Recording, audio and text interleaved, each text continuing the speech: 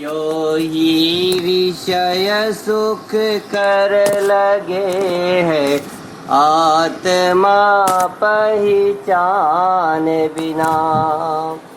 अज अमर आत्मा जान कर जो आत्म में तल्लीन हो, सब रस विरस लगते उसे, कैसे भला फिर दीन हो।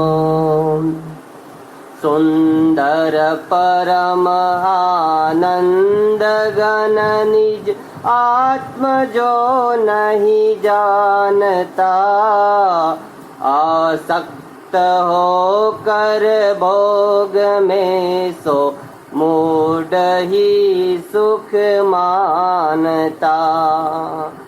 जो सिंधु में से लहर जिससे विश्व उपजे लीन हो, मैं हूँ वही जो जानता, कैसे भला फिर दीन हो। सब प्राणियों में आपको, सब प्राणियों को आप में, जो प्राज्ञ मुनि है जानता, कैसे फंसे फिर पाप में।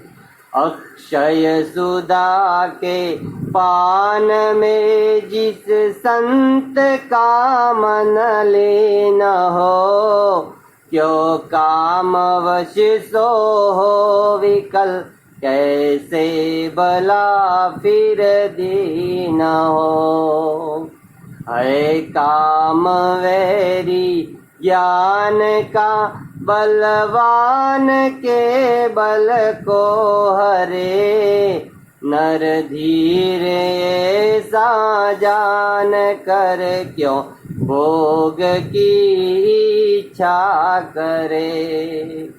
जो आज है कल ना रहे, प्रत्येक क्षण ही क्षीण हो, ऐसे विनश्वर भोग में कैसे भला फिर दीन हो।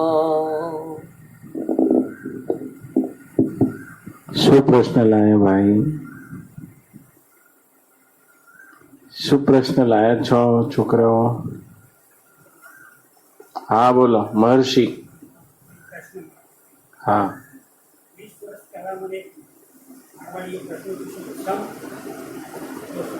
સમ. હા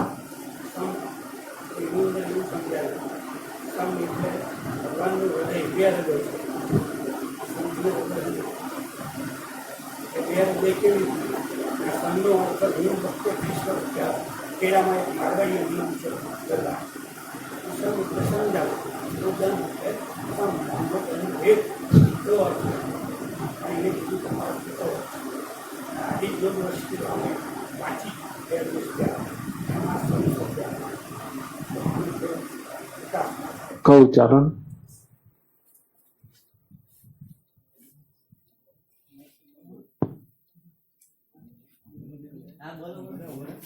जी हाँ, ગઈકાલે આપણે વાત થઈ કે ભોગી બનીએ તો ચેતના ક્ષીણ થાય, પણ એવું કહેવાય છે કે ચેતના તો શું કહેવાય ચિતઘન સ્વરૂપમાં સભર પણ હર જગ્યાએ સમાનપણે પથરાયેલી, તો આમાં જે વિરોધાભાસ એવું લાગી રહ્યું છે દૂર કરવું. વાહ વાહ વાહ, આ તો મહર્ષિ છે. આ બધા ઓવરટેક કરી દે છે. આનું નામ મહર્ષિ છે.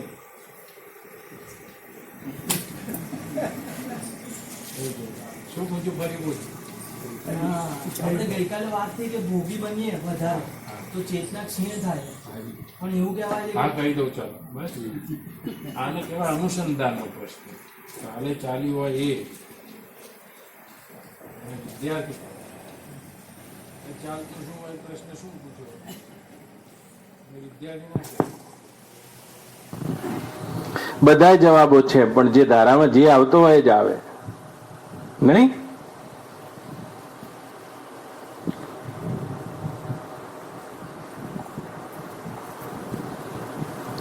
બહુ સારો પ્રશ્ન છે. જનકનો જ કહેવાય. આ દરેક જનક છે ને, એને બહુ સારો પ્રશ્ન પૂછ્યો કે ભોગીની ચેતના તો ભોગ વખતે ચેતના ક્ષીણ થાય છે, તો ચિદઘન જે છે તો જેમનું તેમ બ્રહ્મ સ્વરૂપ છે. આ બંનેમાં વિરોધાભાસ છે, અને છે જ ને. એમ વાત એવી છે મહર્ષિ કે ભોક્તૃત્વ, કર્તૃત્વ અને જ્ઞાતૃત્વ આ ત્રણે ત્રણ આત્મા ઉપર પડેલા પડદા છે. હું બ્રહ્મ છું એ જ્ઞાન નથી, એટલે એના અથવામાં એ જ્ઞાન થાય છે. હું જાણનારો છું, જ્ઞાતા છું. હું બ્રહ્મ છું, ચિદઘન છું, આ સ્વરૂપનું જ્ઞાન નથી, એટલે અજ્ઞાન શું છે? હું કરતા છું. અને હું બ્રહ્મ છું તે સ્વરૂપની સ્મૃતિ નથી, એટલે અજ્ઞાન શું છે? હું ભોગતા છું. તો મહર્ષિ એક વાત યાદ રાખવી જોઈએ. એક વસ્તુ હું તારા લેવલથી જ વાત કરીશ. એક વસ્તુ જડ છે ને એક ચેતન. તો ચેતન ચિદઘન બ્રહ્મ છે, અને જડ એ બ્રહ્મમાં થતો આભાસ છે. તો જડ છે તે અનિત્ય છે, અને ચેતન ચિદઘન છે તે નિત્ય છે. પણ આ બંનેના સંયોગથી, આ બંનેના અવિવેકથી, આ બંનેના અજ્ઞાનથી એક અહંકાર ઉભો થયો. હું આ જડે નહીં, ચેતને નહીં. અને આમાં ચેતનના લક્ષણ છે અને આમાં જડના છે. આજે બિલકુલ પેલો ફૂવો, હા તે ધ્યાનથી સાંભળ્યું હોય તો, એ આ ફૂવો છે જે આ બંનેના સંયોગથી મિથ્યા જ છે. તો અંધારા ઓરડામાં મહર્ષિને પૂર્યો હોય, હું કહું લે કોણ? કે હું. तो एक होता है वास्तविक मैं और एक होता है माना हुआ मैं. जहां मान्यता खड़ी हो जाती है, वास्तव तपासवा जशो तो आ होनी स्थिति नहीं जड़े. वास्तव तपास करशो तो आ फूવો ઉડી જશે, પણ છે ખરો. જેને આત્માના અજ્ઞાનમાં, પોતાના સ્વરૂપના અજ્ઞાનમાં આ મિથ્યા ખડો થયેલો ભાગત્યાગ કરીને એ ચિદઘન સ્વરૂપનું જ્ઞાન થશે તો આ ઉભો નહીં રહે. ત્યાં સુધી ઉભો છે. આને જ જન્મ થાય છે, આને મરણ થાય છે, આને આવાગમનનો અનુભવ થાય છે. જો અત્યારે એમ થાય છે, તે પ્રશ્ન કર્યો એટલે તને થયો ને કે હું બોલ્યો, તો આત્મામાં આવું કોઈ વકૃત્વ હશે? હા, તો વાક સાથે વક્તા થઈ ગયો, આંખ સાથે જોનારો થઈ ગયો, દ્રષ્ટા થઈ ગયો, ભોગ સાથે ભોગતા થઈ ગયો, ક્રિયા સાથે કરતા થઈ ગયો. આ બધું હું જ થયા કરે. ચિદઘનમાં તો આ છે જ નહીં, એટલે નથી. બસ જેમ મહર્ષિ એક વાત સમજવા જેવી છે. જેમ સૂર્યમાંથી વાદળ નીકળે છે, તો વિજ્ઞાન પ્રવાહનો વિદ્યાર્થી હશે એટલે ખબર હશે, વાદળ એમને એમ ના બને. એ આદિ કારણ સૂર્યની રશ્મિઓમાંથી જ આ વાદળ બન્યું છે. અને આશ્ચર્ય એ છે જે વાદળને ઢાંકી દે છે. કેટલું મોટું આશ્ચર્ય છે જે વાદળને ઢાંકી દે છે. પણ મહર્ષિ એવું પણ તે જોયું હશે કે પાણીમાંથી લીલ પેદા થાય છે, તો પાણીમાંથી જ પેદા થઈ ગયા, પાણીને ઢાંકી દે છે. એમ એ આત્મ ચૈતન્ય ચિદઘનમાંથી અહમ વૃત્તિરૂપ અજ્ઞાન દશામાં ઉભો થયેલો ચિદાવલીના પ્રકાશથી, ચિદાભાસના પ્રતિભાસ પ્રકાશથી પ્રકાશિત થતી અહમ વૃત્તિ એ જ ભોગતા છે. આ જ ભોગતા છે. ભોગ કોણે ભોગવ્યો છે? ગળ્યું લાગ્યું અને ગળ્યું સારું લાગ્યું, આ ભોગવૃત્વ છે. ગળ્યું મને ભાવે છે, ગળ્યા વગર હું નહીં રહું. આત્મા અને જીવ નામની કોઈ વસ્તુ જુદી જુદી હશે? બિલકુલ જુદી નથી મહર્ષિ, તો એ જુદી છે. જુદી કેમ છે? તો જીવ નામની ત્રણ જ વસ્તુ, ત્રણ જ સરવાળો કરો એટલે જીવ બની જાય. ઉભો થાજો, હા બેઠ જાજો. હું ઉભો થયો ને હું બેઠો એવું લાગે છે. ક્રિયા સાથે કર્તૃત્વ થઈ જાય છે નહીં? હમણાં તને કેરી ખાવા આપું તો તું કેરી ખાય, પછી એની સાથે એમ થાય છે મેં ખાધી, તો ક્રિયા સાથે કર્તૃત્વ થાય છે. મને બહુ ભાઈ, હું આના વગર હવે નહીં રહી શકું. હા હા, આ બધું એ ચિદાવલીથી પ્રકાશ થતી અહમ વૃત્તિમાં થઈ રહ્યું છે, જે પોતાનામાં ક્રિયાનો એટલે કર્તાપણાનો, જે પોતાનામાં ભોગ એટલે ભોગતાપણાનો, અને જે પોતાનામાં ઉઠતા જ્ઞાન એ જ્ઞાતાપણાનો આરોપ કરે છે. મારી આત્મસત્તાને આની સાથે કોઈ લેવા દેવા નથી. હું તો જેમનો તેમ જ છું, શેઠ છું. અને જેના સાથે આ પ્રકૃતિ સાથે ખડો થઈ જતો હતો, આ એ પ્રકૃતિને શેઠાણી કહી દો, પણ આ બંનેનો ફૂવો. એટલે કંઈક એનામાં ચેતનના ગુણ લાગે છે અને કંઈક એનામાં જડના ગુણ લાગે છે. આત્મજ્ઞાન જ્યારે થશે ત્યારે આ જ ઉડી જાય છે. કર્તૃત્વ નહીં રહે, ભોગતૃત્વ નહીં રહે, જ્ઞાતૃત્વ નહીં રહે, જીવ દશા નહીં રહે, એક અખંડ ચિદગન રહેશે. પણ હું તો મને કરતા જ જાણું છું, એટલે બસ આ એક બુદ્ધિમાં થયેલો વિભ્રમ. જો ને મહર્ષિ, આ પંખો ફરે છે, જો આમાં કઈ કરંટ કરે છે, કરંટ કશું કરી રહ્યો છે ખરા? એના હોવા માત્રથી આ 3 પાંખિયા ફરે છે. હા રામ, એમ તારા હોવા માત્રથી અહંકારની વૃત્તિઓ નર્તન કરી રહી છે. તારું તો જસ્ટ બિંગ જ છે, ચિદગાન. અને કોઈ આ દેહમાં નહીં, આવા અનંત અનંત દેહમાં તારું હોવાપણું છે, ચિદગાન. કેવી રીતે? જ્યાં આ ઘરમાં 20 પંખા એક સાથે ફરે છે, 20 પંખામાં કરંટનું તો હવાપણું જ છે, કરવાપણું કઈ નથી. પણ કોઈ પંખામાં કરંટને એમ લાગે છે કે હું ફેરવું છું અથવા હું ફરું છું. અરે રે, તને તારા આત્મ સ્વરૂપની ખબર પડે રાજન, હે જનક, તો તારા હવા માત્રથી આખી પ્રકૃતિમાં ક્રિયા થઈ રહી છે. જેમ સૂર્યપ્રકાશની હાજરીથી પ્રેરણા ખીલે છે. सूर्यप्रकाश को कुछ करना नहीं पड़ता है. આ કરંટ ને કઈ કરવું નથી પડતું, એની હાજરીથી જ આખો પંખો ફરે છે. એમ મારા હોવા માત્રથી આ અંતઃકરણ રૂપ ચિદાવલી પ્રકાશિત થઈ રહી છે.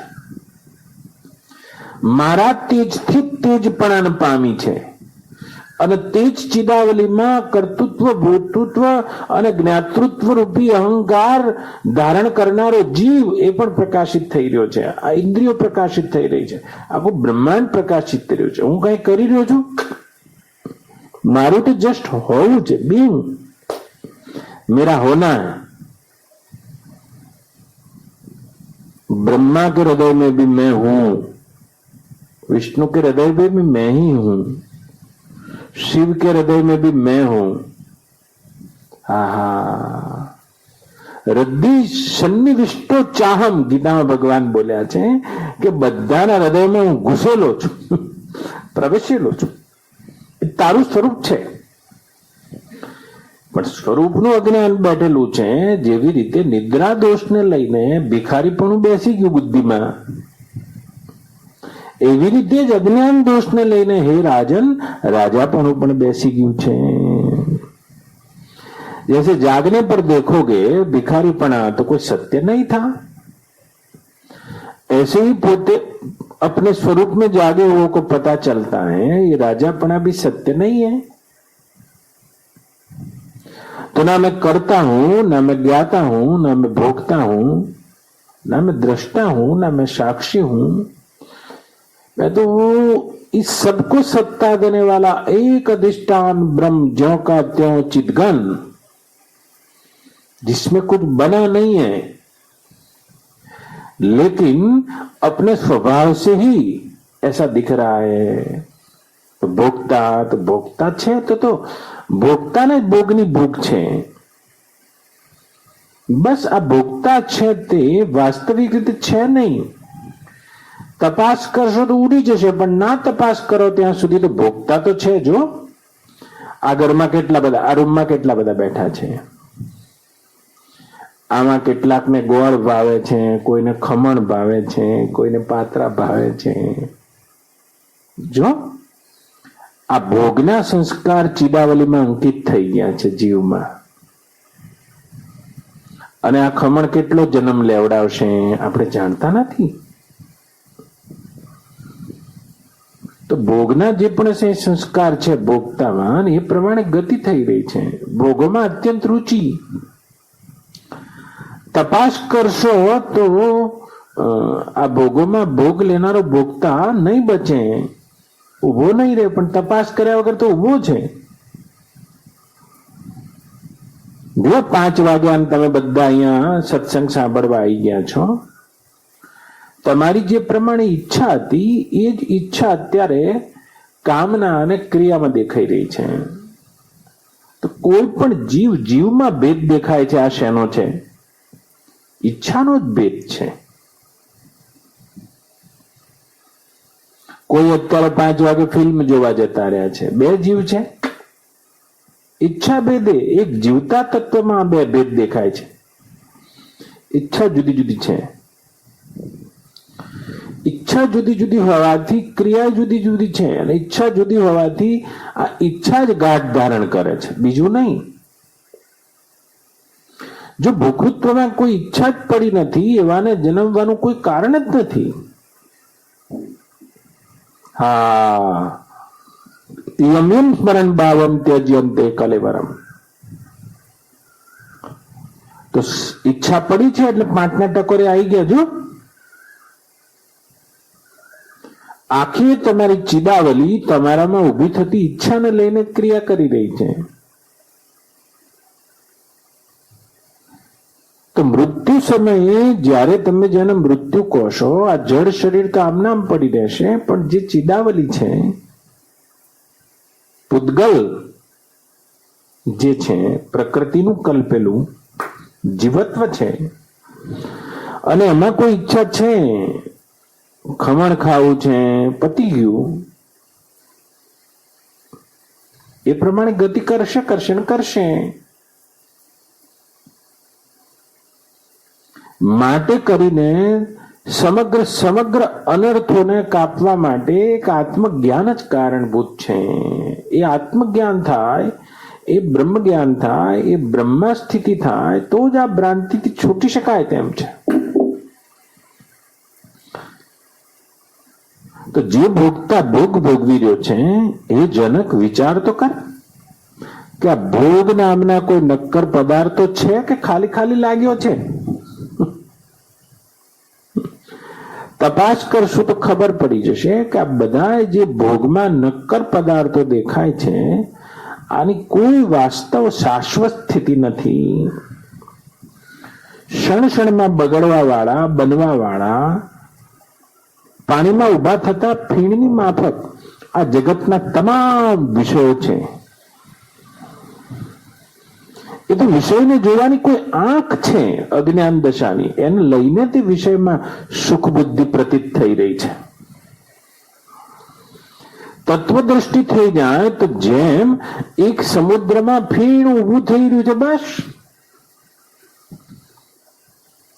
કેટલા ભોગ આ જીભે ભોગવ્યા છે, પણ કઈ નક્કર છે?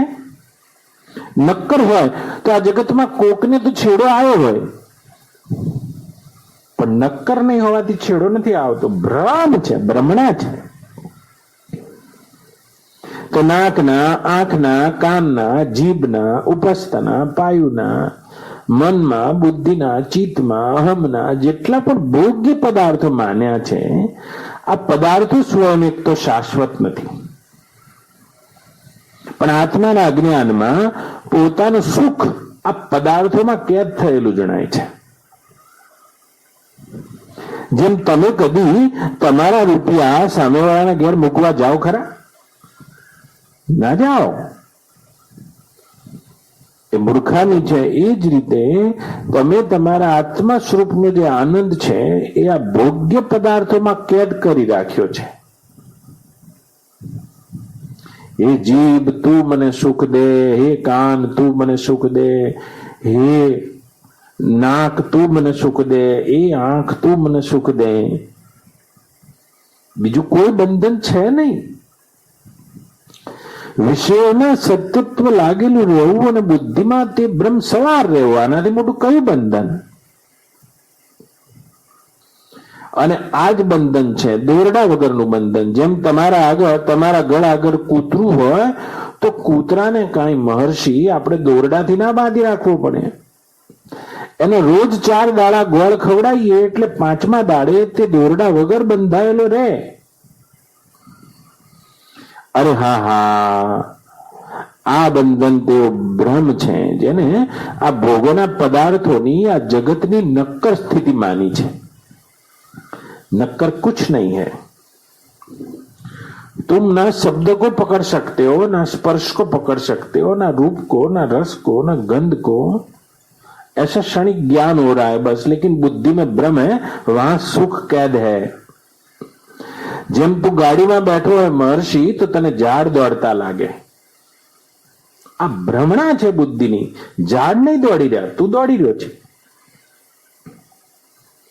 એમ આત્માના અજ્ઞાનમાં એ ભ્રમણા થાય છે કે શબ્દમાં, સ્પર્શમાં, રૂપમાં, રસમાં, ગંધમાં આનંદ કેદ છે. હું દુઃખી છું, અલ્પ છું, નાનો છું અને મારું સુખ, મને જે મેળવ્યું છે તે સુખ બહાર પડ્યું છે. આ ભ્રમણા છે. અરે રે, એક સુખનો સાગર એ સુખને બહાર જોઈ રહ્યો છે અને આ જ મોટામાં મોટી અજ્ઞાનની ઘાત છે. આ જીવ દશા છે. જીવ નામની કોઈ નક્કર વસ્તુ નથી. જીવ નામની એક દશા છે. અને દશા એ છે કે मुझको जो आनंद मिलेगा वो कुछ करके मिलेगा, कुछ पाके मिलेगा, कुछ भोग लेने के बाद मिलेगा. कि जिसका भोग करना चाहते हो ऐसी कोई वस्तु नक्कर नहीं है, नहीं तो अब तक तुम शांत हो गए होते. आ कई तमारो આજનો જન્મ નથી. આ પત્ની તો એક છે.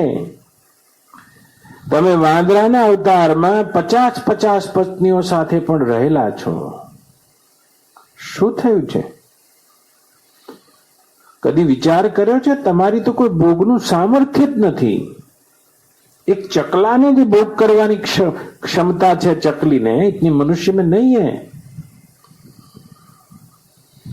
अरे रे, फिर भी इस विषय मृग तृष्णा से मनुष्य देखकर कोई जाग नहीं सकता है. ये बुद्धि का बहुत बड़ा विभ्रम है. भगवान राम रामायण में प्रजाजनों ने कही रहा है, यह तन कर फल विषय न भाई, यह तन कर फल विषय न भाई, स्वर्ग हूँ स्वल्प अंत दुखदाई. રામાયણ નું સૂત્ર છે, મનુષ્ય શરીરને ધારણ કરવાનું ફળ વિષયોનો ઉપભોગ નથી. સ્વર્ગ સુધીના બધા વિષયો સ્વલ્પ અને બુદ્ધિમાં એક ભ્રમણા ઉત્પન્ન કરનારા છે, શાશ્વત નથી.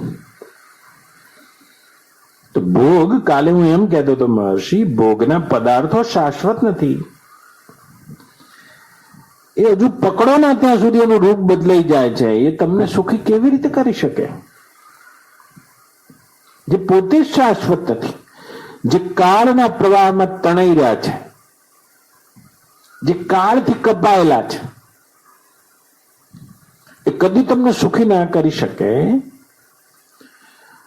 આ કેટલા પણ પદાર્થો છે બધા મૃત્યુના એક ઝટકામાં છૂટી જવા વાળા છે. પરિણામનો વિચાર ના કરતા તેમાં સુખ બુદ્ધિ કેદ થાય. તો ભોગના પદાર્થો શાશ્વત નથી. ઇન્દ્રિયોની શક્તિ પણ બહુ જોરદાર નથી. જો ઇન્દ્રિયોની શક્તિ પણ ઘણી અલ્પ છે. આ મોહનથાળની 4 ચાકીમાંથી તું કેટલા ખાઈ શકે મહર્ષિ? ઇન્દ્રિયોની શક્તિ બહુ અલ્પ છે. અને તે ઇન્દ્રિયો કરતા મનની રુચિ બહુ અલ્પ છે. રુચિ લંબી નહીં ચલ શકતી. મોહનથાળ હમણાં મોઢું ફરી જશે 2 ચકતા ખાઈશ એટલે કે બાપજી તીખું નહીં બનાવ્યું, કઈ ફૂલવડી નથી. तो मन में रुचि भी लंबी नहीं है. तो भोग के पदार्थ स्वयं में शाश्वत नहीं, नक्कर नहीं है. इंद्रियों की शक्ति भी बहुत अल्प है. मन में रुचि भी लंबी नहीं. और जितने जितने भोग भोगते जाओगे उतना भोगता क्षीण होता जाता है, भोगता बिखरता जाता है, बिखरता जाता है. उसकी शक्ति बिखरती जाती है. कैसे बिखरती है? देखो, जैसे कुत्ता होता है, वो कुत्ते को किसी की मरे हुए पशु की हड्डी उसके पास आ जाती है, बात खत्म. अब कुत्ता क्या करेगा? वो हड्डी को लेकर बहुत दूर चला जाएगा और घंटे 2 घंटे 3 घंटे 4 घंटे 5 घंटे 6 घंटे खाएगा उसको. क्या होगा? 4-5 घंटे के बाद उसके मुंह में से, उसके दांत में से खून निकलने लगता है और उसको ऐसा भ्रम होता है कि हड्डी में से मुझे स्वाद आ रहा है. દાંત પડી જશે, લોહી મોઢામાં થઈ રહેશે, પણ આ ભ્રમણા નહીં છૂટે. ભોગ તો કદી ભોગવી જ ના શકે મહર્ષિ. ભોગતા ક્ષીણ થઈ રહ્યો છે, उसकी शक्ति अब बिखरती जाती है. જેટલો માણસ ભોગી હોય, જેટલો ભોગમાં ડૂબેલો હોય, એટલો વિખરાયેલો હોય, એટલો ચિંતિત હોય, એટલો ભયભીત હોય, એટલો બિચારો હોય, એટલો બાપરો હોય, એટલો ગુલામ હોય. हाँ, भोगी को कभी शांति नहीं हो सकती है, क्योंकि उसकी चेतना पदार्थों को पकड़ने में लगी है. तो शिखंड થઈ રહે એટલે ખમણ, ખમણ થઈ રહે એટલે शिखंड, आ पति जाए એટલે आना पति जाए એટલે आना पति जाए. ऐसा कुछ नहीं खाना है, ऐसी बात नहीं है. बात है इसके पीछे तुम्हारी दृष्टि क्या है. बस वेदांत खाली यही बोलता है. पैसे घर में न हो ऐसी बात नहीं बोल रहा वेदांत. पैसे के पीछे तुम्हारी दृष्टि क्या है. पत्नी के साथ शादी मत करो ऐसा मत बोल, नहीं बोल रहा वेदांत महर्षि. इतना ही बोल रहा है, इसके पीछे तुम्हारी दृष्टि क्या है, प्रयोजन क्या है. इस दृष्टि को बदलने का नाम वेदांत है. ज्यों का त्यों समझ के घर में बैठने के बाद कुत्ते को जब पता चलता है कि हड्डी में से खून नहीं निकलता है, मेरे मुंह में से निकल रहा है, बात खत्म. उसका भोग तो शांत हो जाता है, वो कभी बिखरता नहीं, बिखरता नहीं. तो अपने क्या करते हैं, भोग में बिखरते जाते हैं. જેવી રીતે ખરજવાની ખાણ, ખરજવાની ખાણ, બસ ખણવું ને લાય બરવું, ખણવું ને લાય બરવું, ખણવું ને લાય બરવું, ખણવું ને લાય બરવું. ખણ ઉપડી એટલે ખણવાનું, પછી લોહી નીકળે ત્યાં સુધી. તો 8 દિવસ થાય એટલે જીભમાં ખણ ઉપડે છે, આંખમાં ખણ ઉપડે છે, બધી ઇન્દ્રિયોમાં ખણ ઉપડે છે. લોહી નીકળી જાય ત્યાં સુધી ખણે ખરજવા વાળો લ્યો. અને ખણવામાં પાછું એને સુખ લાગે છે. આ કેટલી મોટી ભ્રાંતિ છે. એ ભ્રાंति को मिटाने के लिए वेदांत है महर्षि. जनक ने એ જ ભ્રાંતિથી મુક્ત કરે છે. સ્વરૂપમાં જાગેલો કદી પણ આ ભ્રાંતિને વશ થતો નથી. जिसको पता चल गया बात खत्म, और पता एक बार चल जाता है बात खत्म. એટલે તો જનક આશ્ચર્ય, જનકની સામે આશ્ચર્ય કરી રહ્યા છે અષ્ટાવક્ર કે અરે અરે, આગળ બોલ્યા, ઉદ્ભૂતમ જ્ઞાનમ દુર્મિત્રમ અધાર્યાત દુર્બલા આશ્ચર્ય કામમાં કા ઈક્ષતે કાલમ અંતુ અનુશ્રિત. શું કહે છે? ઉદ્ભૂતમ જ્ઞાન દુર્મિત્રમ.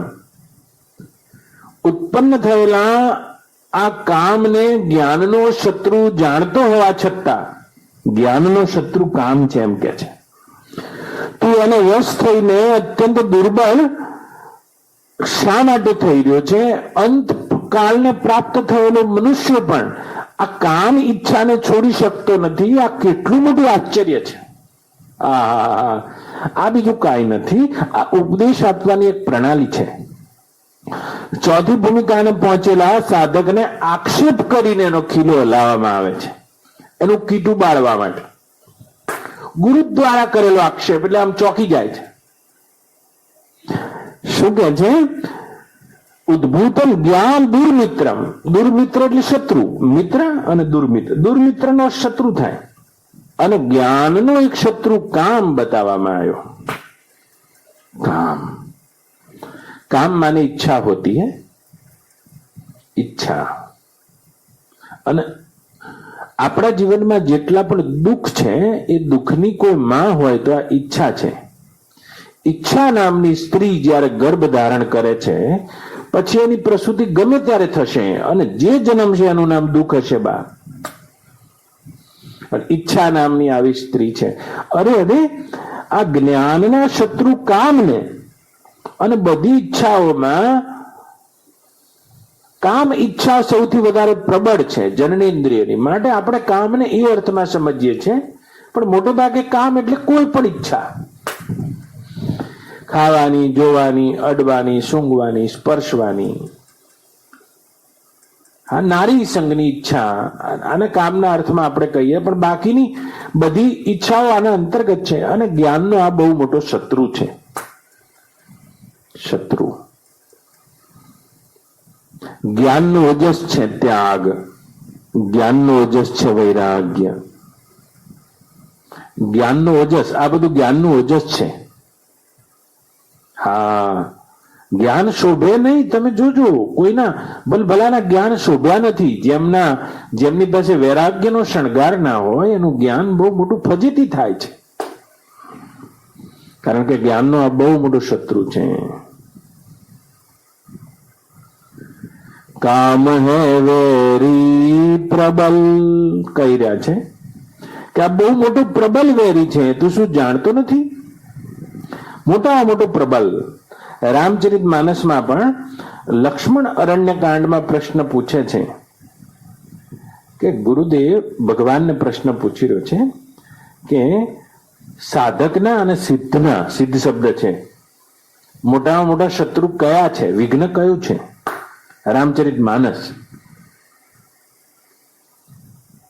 તાત તીન પ્રબલ ખલ ક્રામ ક્રોધ અરુલોભ. આ ત્રણ મોટા ગણાયા. મુનિ વિજ્ઞાન જ્ઞાન મુનિ સન્મન કર હું શોભ. ભગવાન રામના વચન છે.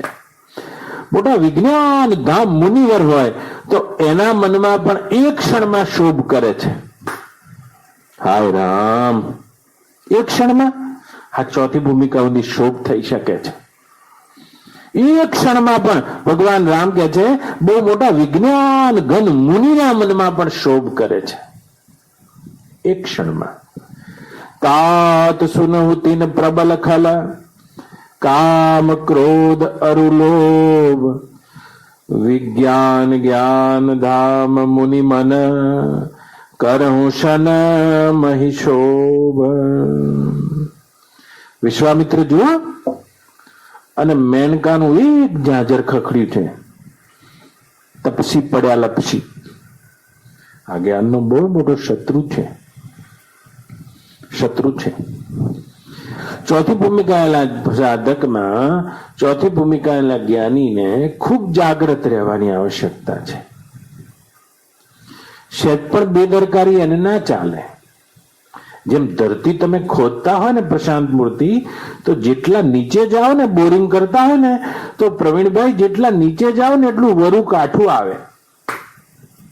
અને પર્વત ચડતા હોય તમે હેમેન્દ્રભાઈ, તો જેટલી ટોચ ઉપર ચડતા જાઓ એટલું સાંકડું થતું જાય, હવાય પાતળી થતી જાય, એક ક્ષણમાં પડી જવાય. તેઓ આ વેરી છે, કામ તેઓ વેરી ગણાયો છે. હે રાજન, અંતકાલ પ્રાપ્ત થયેલાને પણ આ કામની ઈચ્છા છૂટતી નથી. શું તત્વજ્ઞ પુરુષને પણ આવું જોવા મળે છે? આ કેટલું મોટું આશ્ચર્ય છે. તું તત્વજ્ઞ છે અને અંતકાલને પ્રાપ્ત થયેલો. કદાચ ઉંમરને લઈને કહેતા હશે, જનકની ઉંમર બહુ હતી, આ તો 13 વર્ષનું છોકરું છે અષ્ટાવક્રનો.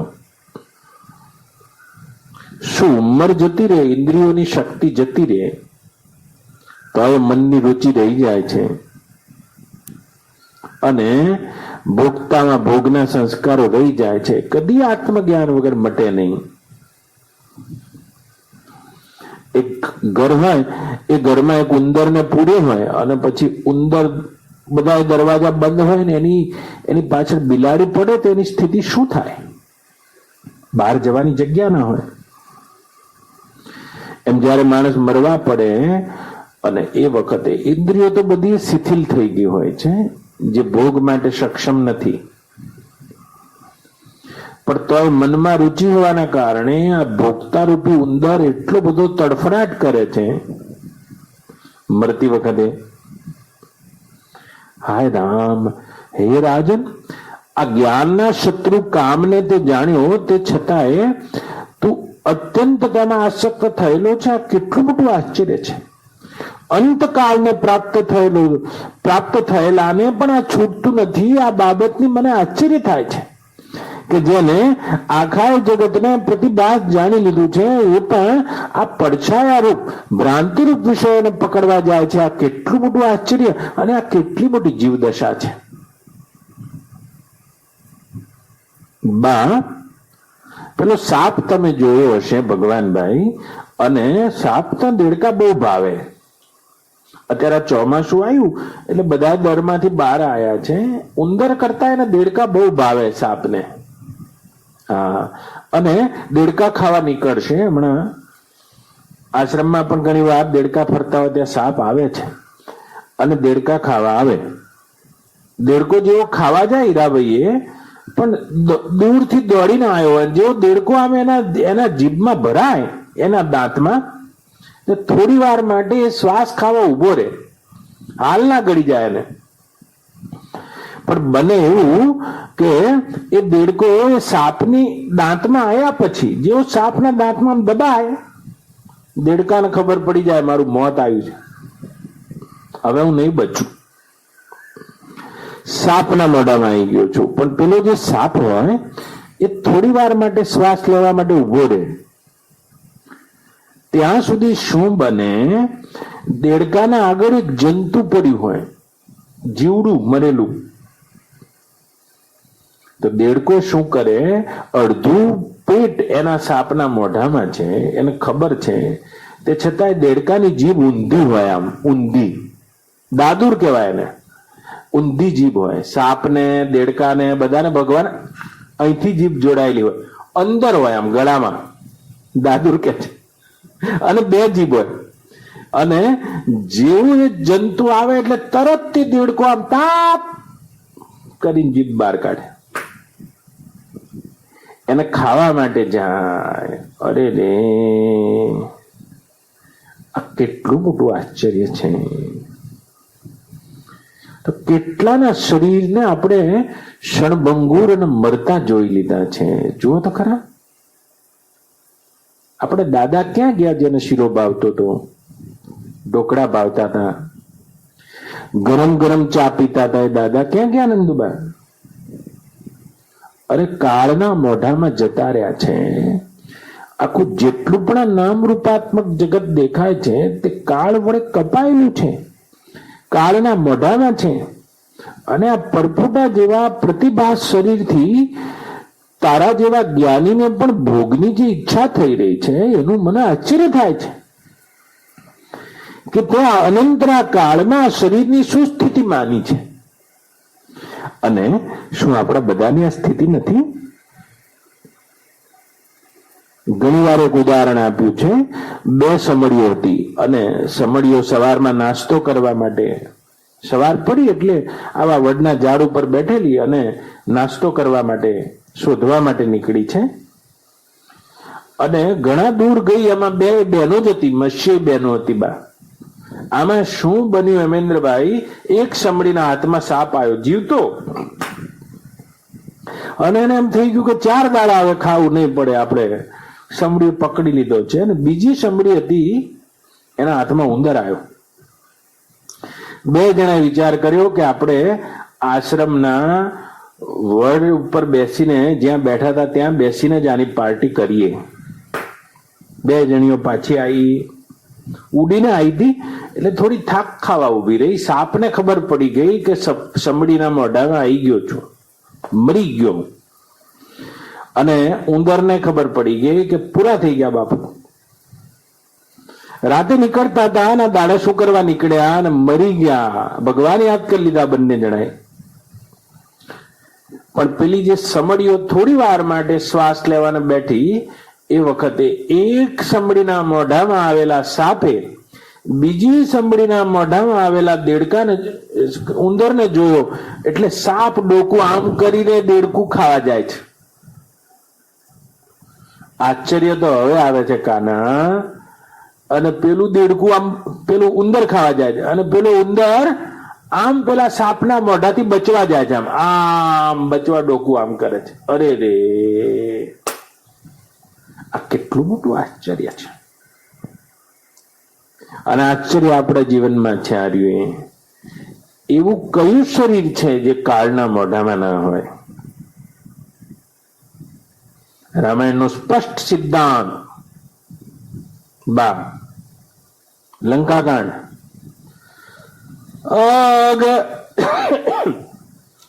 અગ જગ જીવ નાગ નર દેવા, નાથ સકલ જગ કાલ કલેવા, નાથ સકલ જગ કાલ.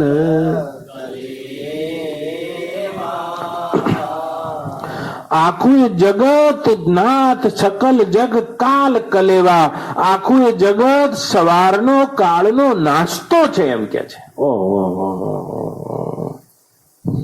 મારા સ્વરૂપમાં આવું તો કાળ તો મારી એક ચેષ્ટા છે.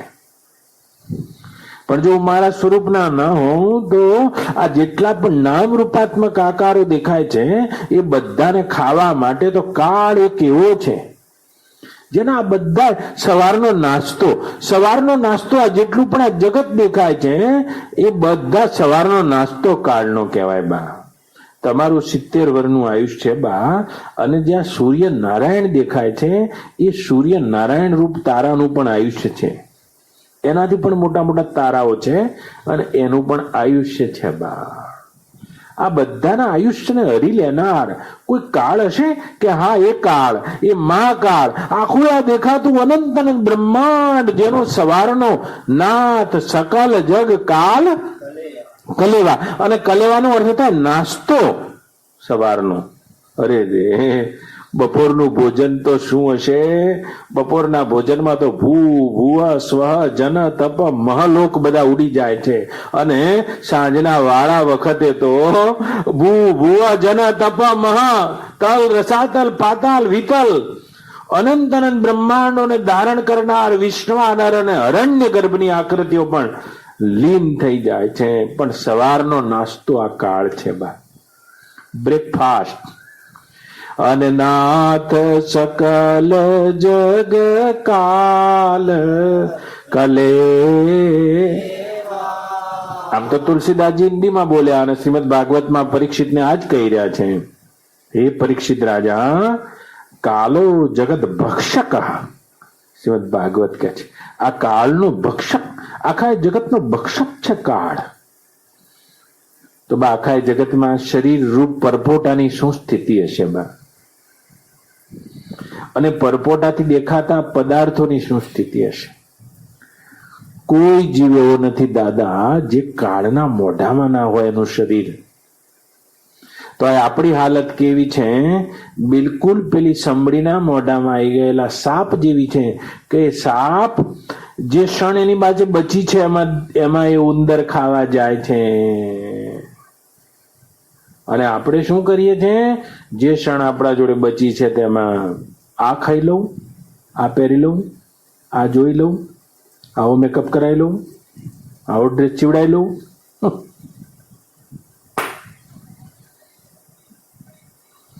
અરે રે, જેનો કદી અંત જ નથી તેવા જ્ઞાનના શત્રુરૂપ કામને અંત સમય પ્રાપ્ત થયેલો, અંતતાને પ્રાપ્ત થયેલો, જેના માથાના વાળ પણ ધોળા થઈ ગયા છે એવા હે જનક, તારી આવી સ્થિતિ, આ કામમાં રુચિ શા માટે એમ કરીને એનો ખીલો હલાવી રહ્યા છે, એને જગાડી રહ્યા છે કે તું કોને શાશ્વત માની રહ્યો છે? હે મિથિલાના રાજા, આ તારું મિથિલાપણું તો એક ક્ષણ માત્રનું છે, આટલી વારનું. કેટલી વાર આમ જીવાયમાં? માસ્ક પહેરીને બચાશે ખરું કોરોનાથી, પણ કેટલી વાર? કબ તક બચ सकते हो? એનો અર્થ એવો નહીં તમારે હાલ મરી જવું, लेकिन मृत्यु को जान लो. देह की मृत्यु होती है और देह की मृत्यु और इसकी क्षण भंगुरता को जो जानता है, इसकी विषय भोग में रुचि समाप्त हो जाती है. हे સૌનકાદિ ઋષિઓ, એ ગંગાના તટ પર તે રાજર્ષિઓમાં ઉત્તમ તેવા પરીક્ષિત રાજા અન્ન જળનો ત્યાગ કરીને એવા બ્રહ્મર્ષિ બ્રહ્મવિદ મહામુનિ સુખદેવના શ્રી ચરણોમાં બેસીને પ્રશ્ન કરી રહ્યા છે, મરણોન્મુખ વ્યક્તિનું શું કર્તવ્ય હોય? હાય રામ! તો અન્ન જળનો ત્યાગ કરીને નિશ્ચય કરવા માટે બેઠા છે. શા માટે? એમની ભોગમાંથી રુચિ ઉઠી ગઈ. એ શૃંગીના પુત્ર, શમીકના પુત્ર શૃંગીએ તેમને શ્રાપ નથી આપ્યો. એક અર્થમાં તો ભગવાનની લીલામાં આ રાજર્ષિને એક આશીર્વાદ જ મળી ગયો કે જેને 7 દિવસ પહેલા પોતાના શરીરના મૃત્યુને સ્વીકારી લીધું. પણ ભગવાનની માયા એવી છે કે આપણને આગલી ક્ષણ સુધી આ શરીરના મૃત્યુને સ્વીકારવા દેતી નથી. એટલા માટે વારંવાર શિખંડના વાટકામાં હાથ જતો રહે છે મુકેશભાઈ. એટલે તો વારંવાર આ કામાદि दोष આપણને हलाई जाए છે. कभी शरीर की क्षणभंगुरता का विचार ही नहीं किया है. विचार से देखोगे तो शरीर की निंदा करने का हेतु वेदांत का नहीं है. वेदांत केवल इस शरीर की क्षणभंगुरता को आपको दिखाना चाहता है कि इतना क्षणभंगुर है, इतना क्षणभंगुर. देहिनाम क्षणभंगुर दुर्लभो मानुषो देहो देहिनाम क्षणभंगुर. આ પ્રત્યેક દેહીનો દેહ, દેહ શબ્દ દહ્યથી જલાવવા યોગ્ય છે અને ક્ષણભંગુર છે. છે નથી. આ તો બીજો અધ્યાય પૂરો કરીને બાએ કીધું કે આ ત્રીજો પૂરો કરવો જ જોઈએ તારે, અને મેં બાની આજ્ઞા લઈને પૂરો કરવા જઈ રહ્યો છું. પણ શું ખબર આ સભામાં કાલે આગળના શ્લોકમાં કોણ હાજર ના હોય? હું ના હોય તમે. હું એટલે શું? આ ક્ષણભંગુર શરીરની આ સ્થિતિ છે. આ ક્ષણભંગુર શરીરથી શું સાધી લેવાનું છે? તમે આ ક્ષણભંગુર શરીરથી એ શાશ્વતનું જ્ઞાન પ્રાપ્ત કરીને તેમાં શાંત થઈ જાઓ. નહીં તો આ ક્ષણભંગુર શરીરથી કરેલી કલ્પનાઓ ક્યાં સુધી છે? અરે રાજન, મને આ આશ્ચર્ય થાય છે કે અત્યંત અંતકાલને પ્રાપ્ત થયેલો તું આ કામ વશ થઈને દુર્બળ શા માટે થઈ રહ્યો છે? કામ તને દુર્બળ કરી દેશે અને એ જ તારા જ્ઞાનનો વેરી છે. જ્યારે તારા મનમાં કોઈ પણ પ્રકારની ઈચ્છા જાગે છે તો યાદ રાખ રાજન, શું તે આની ક્ષણભંગુરતાને એ વિચારી નથી? હાલ વિચારી લો તો હાલ પરીક્ષિત થઈ જવાશે. કોઈ કે આત્માનું જ્ઞાન થતું કેમ નથી? अरे आत्मा का ज्ञान आत्मा का करना है और रुचि पदार्थों में है. रुचि पदार्थों में है, रुचि भोग में है. रुचि यदि वहां से हट जाए तो हे राम जी, फूल और टहनी तोड़ने में परिश्रम है, अपने आप को जानने में क्या परिश्रम? लेकिन रुचि वहां की बनी है। और रुचि क्यों बनी है? तो उसका कारण खोजो। उसका कारण अज्ञान है। और अज्ञान क्या है कि ये पदार्थों की बात, ये पदार्थ और देह के बारे में हमने सोचा नहीं है, देखा नहीं है, जाना नहीं है। भागवत की कथा सुनते हैं फिर भी ऐसा लगता है 7 दिन में परीक्षित मरने वाला है, मेरा शरीर नहीं मरने वाला है। एम આપણે એમ સમજીએ છીએ। અરે ડબલા ભાઈ, શરીર તો ક્ષણ ક્ષણ મરી રહ્યું છે અને મરવાની પ્રક્રિયા ગમે ત્યારે પૂરી થઈ જશે, આટલું આ ક્ષણભંગુર છે। કોઈ એવી ગેરંટી નથી કે આ ત્રીજો અધ્યાયમાં 14 શ્લોક છે, આપણે 7મો પહોંચ્યા છીએ, બીજા 7 શ્લોક હું આના કહેવાનો છું, પછી અષ્ટાવક્ર નથી કહેવાનો, વિષય બદલી કાઢવાનો છું। તમે પચાવજો અને તમને આવતા ઉનાળામાં મને લાગશે તો, નહીં તો તમારા મજા ના આવે, તમને ખબર ના પડે, તમારો પ્રવેશ ના થાય। એટલે તમે આની પ્રક્રિયામાં પાસ થઈને આવજો તો જ 5મી ભૂમિકાની વાત પછી ગળે ઉતરે, તો ગળે ના ઉતરે। કુંવારી કન્યાને સાસરિયાની વાત જેવું થાય અને એમાં કઈ બહુ જામે નહીં લાંબુ, પણ આટલું તો તમે પાકું કરજો કે તમે એ આત્માના જ્ઞાનમાં હજુ આમાં रुचि થઈ રહી है, यही तुम्हारा बंधन है। और किस कौन सा बंधन है? तो અત્યંત દુર્બળપણાને પ્રાપ્ત થઈ રહ્યો છે રાજન। શબ્દાદિ 5 વિષયો, માન બડાઈ કીર્તિ આદિ વિષયો અને બધા વિષયોમાં આ જ્ઞાનનો શત્રુ એટલો બધો પ્રબળ છે। કામ હે વેરી પ્રબલ,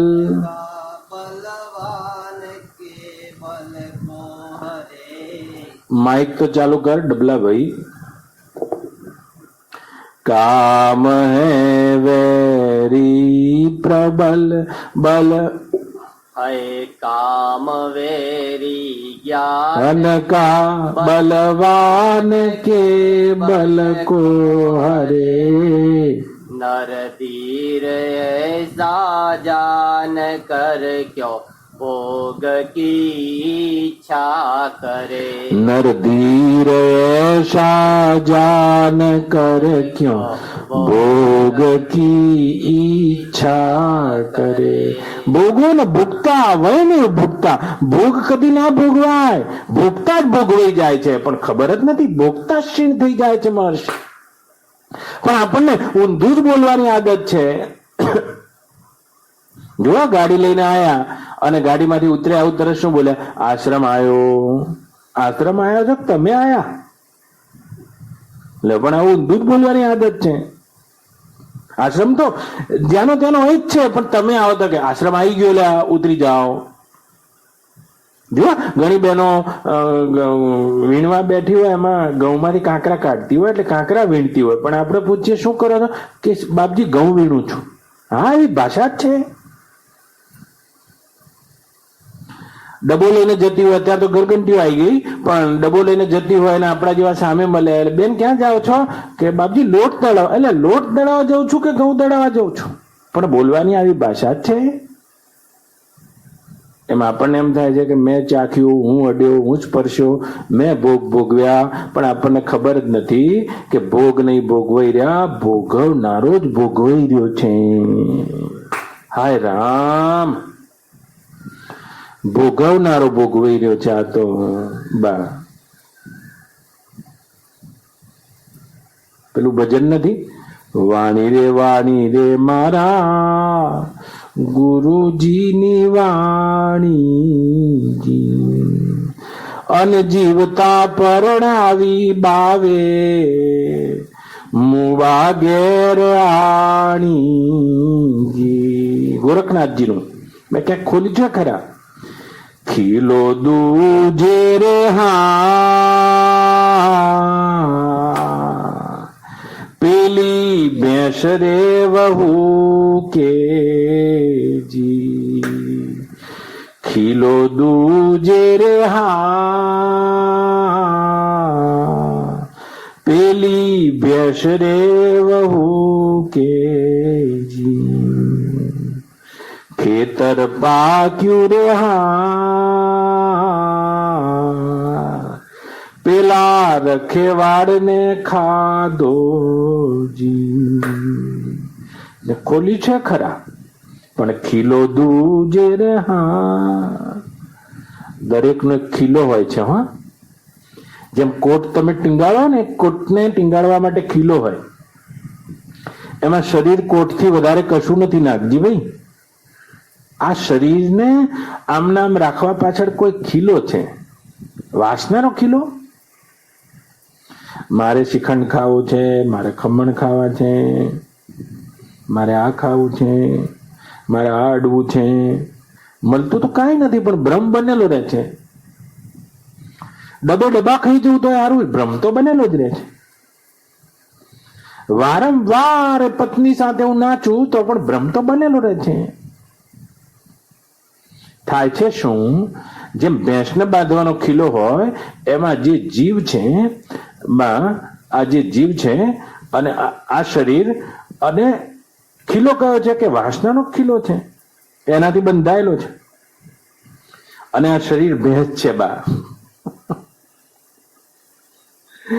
મરવા પડશો તો એ ગોરખનાથજી કે છે આ ખીલો તો દૂજતો રહી ગયો. ખીલો દૂજે રે હા, વાસનાનો ખીલો તો દૂજતો રહી ગયો, અને આ શરીરમાંથી દાંત પડી ગયા, મોઢામાંથી લાડ આવવા માંડી, ભેંસ આખી વહુકી ગઈ. તો આ ખીલો દૂધતો રહી ગયો. અરે રે, પાણીનું ગંગાજીનું ટીપું ઉતરતું નથી, તો ખીલો દૂધતો રહી ગયો કે અરે રે, મારા માટે કોઈ શીરો શેકો. ખીલો દૂજે રે હા, આ ભેંસ રે વહુ કે જી. ઓ મારા બાપા રે, અરે રે હે જ રાજન, હજુ તને આમાં આસક્તિ થઈ રહી છે. બહુ મોટી વાત છે. કામ હે વેરી પ્રબલ, કામ વેરી જ્ઞાન કા બલવાન કે બલ को हरे नर धीरे ऐसा जान कर क्यों भोग की इच्छा करे। जो आज है कल ना रहे प्रत्येक क्षण ही क्षीण हो। जो आज है कल ना रहे प्रत्येक क्षण जो क्षीण हो।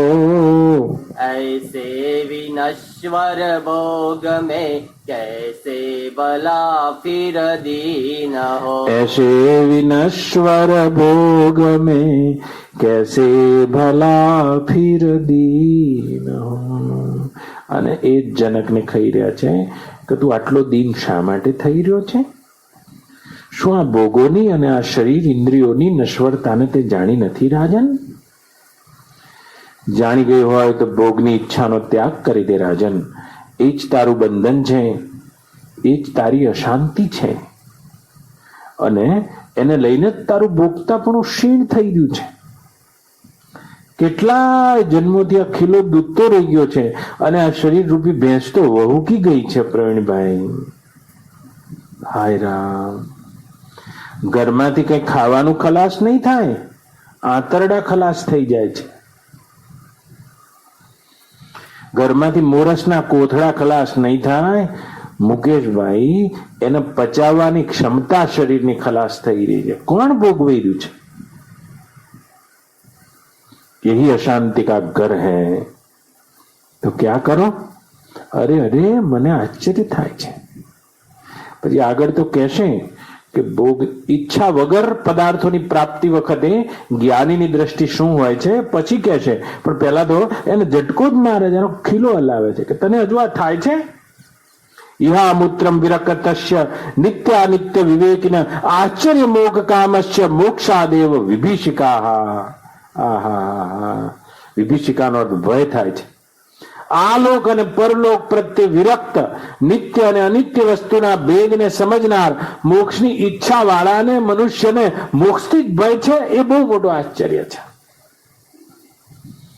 આખી આખી વેદાંતની પ્રક્રિયા કહી દીધી બા. ઇહા મૂત્ર વિરક્તસ્ય, આલોક અને પરલોકના ભોગની ઈચ્છા ના હોવી, આને વૈરાગ્ય છે. અને તે તો સાધના કાળમાં જ આ વૈરાગ્ય અપનાયેલો છે કે આ લોક અને પરલોકના ઇહા મૂત્ર, ઇહા એટલે આ લોકના, અમૂત્ર એટલે પરલોકના, ઇહા અમૂત્ર વિરક્તસ્ય, આ લોકના અને પરલોકના, પરલોકના પણ ભોગની કલ્પના જુઓ. અને આ બહુ વૈદિક કાળમાં લખાયેલા શ્લોક છે. આપણે અત્યારે ઘડપણનું પ્લાનિંગ કરતા હોય, વીમા ભરતા હોય, જોજો લોકો કે આ વીમા ભરીએ ને આ વીમા ભરીએ ને આ પોલિસી લઈએ ને, એમ આપણા જે પૂર્વજો હતા જનકના કાળના, એ બધાએ પરલોકનું પ્લાનિંગ કરતા કે યજ્ઞ અહીંયા કરીએ. આ એ વખતની જ વાત છે, યજ્ઞ અહીંયા કરીએ અને સ્વર્ગમાં આપણને બધું મળે, અને પરલોકના ભોગની ઈચ્છામાં મોટા મોટા યજ્ઞો કરતા. એટલે કે છે ઇહા મૂત્ર વિરક્તસ્ય, આ લોક અને પરલોકની જેને ઈચ્છાનો ત્યાગ કર્યો છે તેવા વિરક્તને, નિત્ય અનિત્ય વિવેકીના, નિત્ય શું અને અનિત્ય શું જેની બુદ્ધિમાં પાકું બેસી ગયું છે એવા મુમુક્ષુને, આ છેલ્લું સાધન મુમુક્ષા છે, એવા મુમુક્ષુને તે મોક્ષની માત્મા કરીથી મોક્ષ કેવી રીતે પ્રાપ્ત થાય? અને તને મોક્ષનો જ ભય લાગે છે? મોક્ષ એટલે આ બધાથી, આ બધાને મૂકી દેવું મોક્ષ, પણ તું મૂકી શકતો નથી, તને મૂકી દેવાનો ભય લાગે છે? આ કેટલું મોટું આશ્ચર્ય છે. મોક્ષની માગણી કરીને તે આને પકડી રાખ્યા છે. હાય રામ! અને એનું મને આશ્ચર્ય થાય છે. મુમુક્ષા એટલે છેલ્લો ગુણ આવી ગયો સાધકમાં, મોક્ષની ઈચ્છા વાળો. વિવેક આયો, વૈરાગ્ય આયો, સમ દમ ઉપરતી, તિતિક્ષા, શ્રદ્ધા, સમાધાન, મુમુક્ષા, આ બધા ગુણ સાધકમાં જોઈએ. પહેલા તો વિવેક જોઈએ. અનિત્ય વસ્તુ આવે ને જાય, પણ જેની બુદ્ધિમાં કોઈ બહુ આઘાત પ્રત્યાઘાત ના થાય, એની બુદ્ધિમાં વિવેક છે, બોધ છે, જ્ઞાન છે. પછી વૈરાગ જોઈએ, આ લોકના અને પરલોકના ભોગની ઈચ્છા ના થવી, આવો વૈરાગ જોઈએ. સમ જોઈએ, અને સમનો અર્થ થાય અંતઃકરણ એટલું શાંત, અંતઃકરણ એટલો નિગ્રહ. દાદા ભગવાનભાઈ, ક્ષમા સાધકનો એક બહુ મોટો ગુણ છે, એનામાં શમ હોવું. યોગ વશિષ્ઠ રામાયણમાં આત્મજ્ઞાનના 4 સાધન બતાવ્યા છે. સમ, સંતોષ, સમ, સંતોષ, વૈરાગ્ય અને સત્સંગ, આ 4 પાયા બતાવ્યા છે. એમાં ક્ષમા એકદમ અંતઃકરણ એટલું નિગ્રહ હોવો, જેમ અંતઃકરણ ઉપર એક પ્રકારનો કાબુ હોવો, આને શમ કે છે. નહીં ખાવું એટલે નહીં ખાવું, આને સમ કે છે. પડ્યું છે તો નહીં ખાવું, એ ઉપર દ્રષ્ટિ જ નથી જતી, બસ આ સમ છે. ભોગોના વચ્ચે પણ ચિત્તની સ્થિતિ આમના આમ રે, આને સમ કે છે. સમ. દમા, ઇન્દ્રિય ઉપર દમન, એક પ્રકારનો ઝાટકો. મન ઉપર તો સમ, પણ ઇન્દ્રિય ઉપર દમ. પૂરેપૂરો રથનો, જેમ ઘોડાની સવારી 2 રીતે થાય, લગામ પકડીને થાય ને પૂંછડું પકડીને થાય. હા, એમ ઇન્દ્રિયોની લગામ જેના હાથમાં જેને દમ કે છે, મનની લગામ જેના હાથમાં જેને સમ કે છે.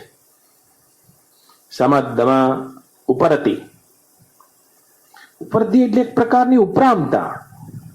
જેમ તમે ખાઈને બેઠા છો અને હવે સુખડીની થાળી આવે કે ભજીયાની થાળી આવે, તમારી બુદ્ધિમાં એક ઉપરામતા, એમ બધા ભોગો પ્રત્યે આવી એક ઉપરતી. તિતિક્ષા, તિતિક્ષા એટલે સહન કરવાની વૃત્તિ, બસ સહન કરી જવું. આ સાધકમાં જોઈએ. કાલ પેલા ભાઈએ ના પૂછ્યું કે કોઈ આપણી સામે આવે શું કરું? સબલ બ્રહ્મ, બીજું શું? સહન કરી જાય. કે સહન ના કરું તો એના જોડે બાખડવામાં આખો જન્મ બગડશે. તિતિક્ષા, તિતિક્ષા. જેમ 12 સાયન્સમાં કોઈ છોકરો ભણતો હોય, ડોક્ટર બનવા વાળો છોકરો પછી કોઈ રેગિંગ કરે, બીજા હેરાન કરે, તો એને સહન કરી જાય, એ ડોક્ટર બની જાય. અને પાઠ ભણાવવા રહે ને પાઠ જ ભણાવતો રહી જાય. હા, માટે તિતિક્ષા, સમાધાન, છેલ્લી મોક્ષ, મોક્ષની ઈચ્છા. તો મોક્ષની ઈચ્છા પ્રગટ કરી છે, તો તારો એક હાથ તજુ ત્યાં હજુ આ ભોગોમાં રાખ્યો છે, એનું મને આશ્ચર્ય થાય છે. એમ ગુરુ આક્ષેપ દ્વારા બોધ આપી રહ્યા છે. મુક્તિનો અર્થ થાય છે મુક્તા ફાવે તો મુક્તિ. તો એક બાજુ તું મુક્તિ માંગે છે તે જ પકડી રાખ્યું છે. આના વગર મન નહીં ચાલે, આના વગર મન નહીં ફાવે, આના વગર મન નહીં ભાવે. રાજન, આ કેટલું મોટું આશ્ચર્ય છે. એમ કરીને 8મો શ્લોક પૂરો કરે છે. આના કુલ 7 શ્લોક બીજા છે, 6 જ.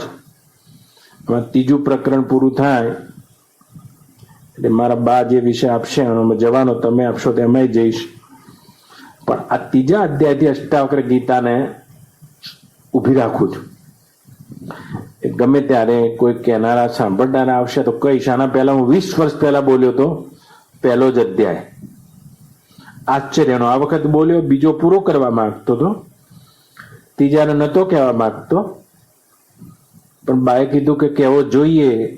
એટલે મને લાગ્યું ખરું કહેવો જોઈએ, કારણ કે ઘણાને આમ થોડી ઝલક આવી ગઈ છે. પણ ઝલક આવી છે તો એ પેલા ધબકારા ચાલુ છે એવાના માટે આ મેં કીધો છે. અને બિલકુલ 6 શ્લોક પતાયા પછી બિલકુલ જે ધારામાં મારા બા નવદા ભક્તિ કહેવાનું કહેતા હતા મને, ભક્તિની પણ આવી 7 ભૂમિકાઓ છે. ભક્તિની ભૂમિકાનું જમા પાસું છે, એનું ઉધાર પણ હોય, એનું જમા પણ છે.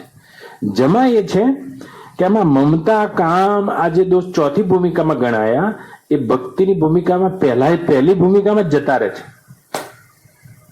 હા, જયારે જ્ઞાનની ભૂમિકામાં આ 4થી ભૂમિકા સુધી જોડે આવે છે આર્યબા. હા, પછી એના ઉધાર પાસા છે એવું કહીશ તમને, પણ ભક્તિની ભૂમિકામાં પહેલી ભૂમિકામાં જતા રહે છે. કારણ કે મમતા, એને તો ભગવાનને મારા માની લીધા. કામ સંતજ્ય સર્વ વિષયાન તવ પાદ મૂલમ, શ્રીમદ ભાગવતમાં ગોપીઓ કે છે. જે 4થી ભૂમિકાના કીટું છે ને, કીટા બધા પહેલી ભૂમિકામાં ભક્તિમાં જતા રહે છે. એ એની ખાસિયતતા છે.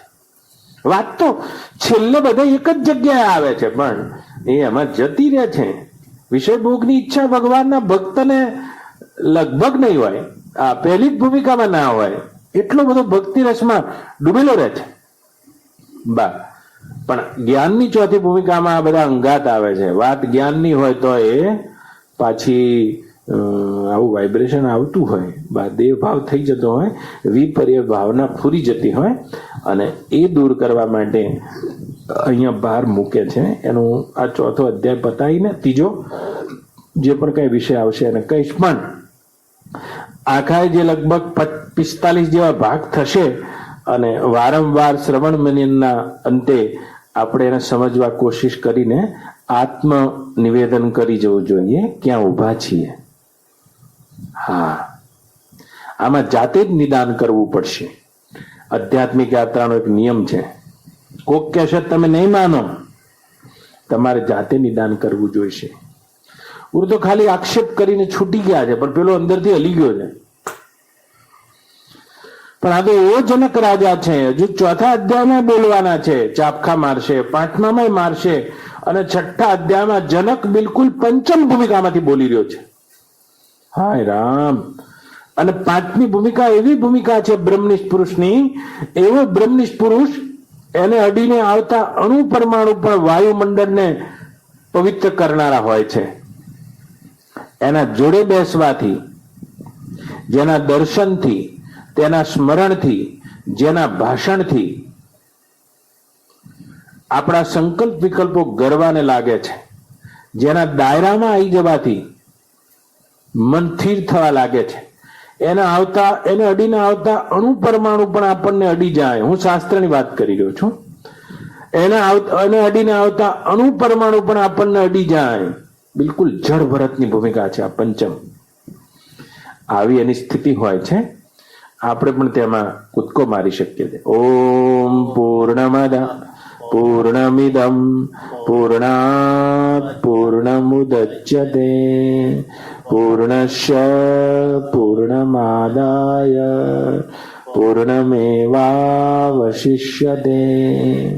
ઓમ શાંતિ શાંતિ શાંતિ. હરિ ઓમ. શ્રી ગુરુભ્યો નમઃ. હરિ ઓમ. ભગવાન શિવ ઉઠે એવા પોતાના શરીર ઉપર સ્મશાનની રાખ ચોડતા હતા. એટલે શું બા? પ્રત્યેક વખતે ઉઠી એટલે આપણે રાખ ચોડવી બા અને વિચારવું આ રાખ થઈ જવાનું છે એમ નહીં નાગજી ભાઈ, અત્યારે હાલે આ રાખ જ છે. આવી બુદ્ધિ પાકી કરો. રાખ થઈ જવાનું છે એમ નહીં, અત્યારે હાલે આ રાખ જ છે. સ્મશાનની રાખ ચોડતા હતા. પરણવા ગયા હતા, પીઠી ના ચોડી, રાખ ચોડી છે. હા હા હા. એનો અર્થ એવો થાય છે શિવજી એક કહી રહ્યા છે કે આ શરીર રાખવા છતાંય નહીં રહે. हाय राम, इसकी क्षणभंगुरता का बार बार विचार करना चाहिए और भोग के पीछे जो रोग छिपे हैं उसको बार बार देखना चाहिए. साधक को बार बार ये विचारना चाहिए कि प्रत्येक भोग के पीछे कौन कौन से रोग छिपे हैं और शरीर को रोज સ્મશાનની રાખ ચોરવાનો અર્થ છે અત્યારે હાલે ગાને રાખ સમજી લેવી જોઈએ. આપણે બધાએ જેને આત્માના તે ચિદગન સ્વરૂપમાં પ્રવેશ કરવો છે એને આની ક્ષણભંગુરતાનો પાકો બોધ જોઈએ. अपने को क्या है, इस पुद्गल को नक्कर मान बैठे, बस नक्कर ही समझते हैं. કેવો લાગુ છું, કેવો લાગુ છું. પણ રાખ ચોડતા હતા.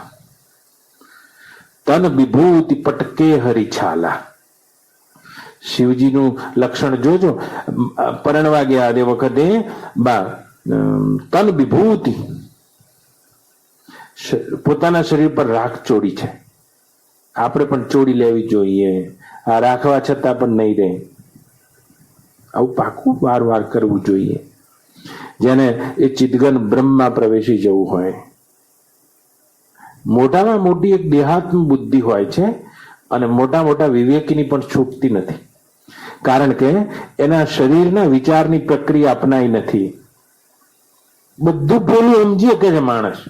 ધન પોલું, પ્રતિષ્ઠા પોલી, બધા વિષયો પોલા, પણ આ શરીરને પોલું સમજવાની શક્તિ સામાન્ય સાધકમાં નથી હોતી. આ તો નક્કર જ લાગે છે. આજ બહુ મોટો માયાનો જબરજસ્ત પડદો છે. બાકી બધું પોલું. જો સત્સંગમાં એવું ઉતરી જાય તો રૂપિયા તો કે હાલે છોડી દીધા, લ્યો થાળ કરતા. હા, ઘણા પત્નીએ છોડી દે, બધું છોડી દે, પણ આને નક્કર સમજે છે. અને આને જો પોલું સમજે ને તો આ તો આના આધારે દેખાય છે તો બિચારું એનાથી પોલું છે. આર્ય નક્કર સમજે છે. જાણે બચી જવાના હોય, કોરોનાથી બચી જવાના હોય. તમે ઓલ આઉટ ચાલુ કરો, મચ્છર કેવા મરી જાય છે ફટાફટ બહાર જોવાય ઉભા રહે છે. એમાં બ્રહ્માંડમાં કાળનું ઓલ આઉટ ચાલુ થાય તો બધા ફટાફટ બા મચ્છરની વેલ્યુ પણ નથી બા. આ બ્રહ્માંડમાં એવા એવા જાયન્ટ જીવો છે. મનુષ્યનું શરીર મચ્છરનું એ ના કહેવાય. હાય રે તારી કલ્પના. કુટુંબીઓ આ સંસાર, આ શરીરને સ્મશાનમાં બાળી આવે એના પહેલા આ મોહની રાખ ચોડીને ભગવાન શિવની માફક ખડા થઈ જાઓ. उस अपने अबदल और नक्कर आत्मा में घर करने की कोशिश करो. कहां बैठे हो, बार बार आपके मन को शरीर की क्षणभंगुरता का बोध कराओ. तो शरीर की क्षणभंगुरता पता चल जाएगी तो ये धन विषयों में अपने आप ही क्षणभंगुरता का पता चल जाता है.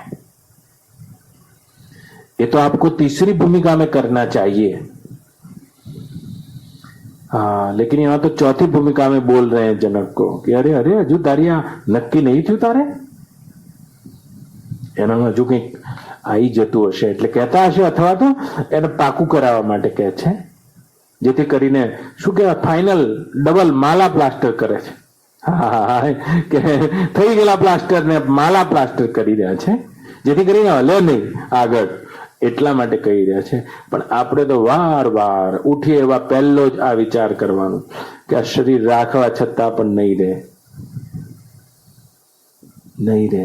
પછી તો આપણા ગરડા કહે છે બાથરૂમમાં જઈને તરત શું કે નાવું, એટલે પાણીથી નાવું નહીં, રોજ પ્રતિજ્ઞા કરવી કે આવતા તો આવી ગયો છું પણ ફરી હવે ના આવું, ના આવું.